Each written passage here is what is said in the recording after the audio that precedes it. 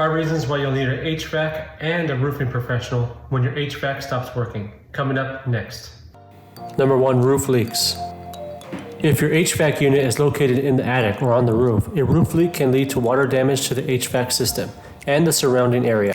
In such cases, you'll need both an HVAC technician to assess and repair the damaged components and a roofing company to locate and fix the roof leak. Number 2, water damage prevention.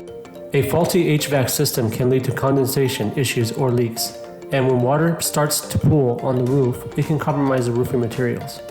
A roofer can assess the condition of the roof, identify potential problem areas, and perform necessary repairs to prevent water damage and preserve the structural integrity of the building. Number 3, proper drainage. Roofs are designed with a specific drainage system to channel rainwater away effectively. However, when the HVAC system is not functioning correctly, they may not be able to control condensation or remove excess water from the roof properly. A roofer can ensure that the roof's drainage system is working optimally, preventing water buildup and potential damage. Number 4, HVAC unit support.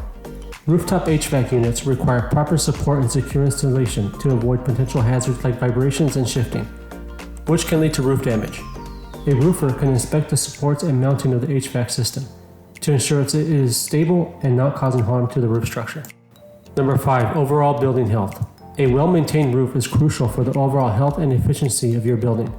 Roof problems can lead to further issues with insulation, mold growth, and even compromise the energy efficiency of the HVAC system.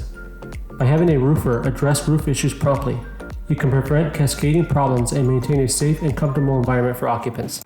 Well, that's it for this week. Thanks for watching, and don't forget to like and subscribe to this channel for more videos just like this.